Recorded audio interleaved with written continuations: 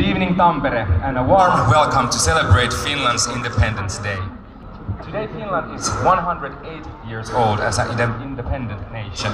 Today we are reminded that independence is a gift we must protect.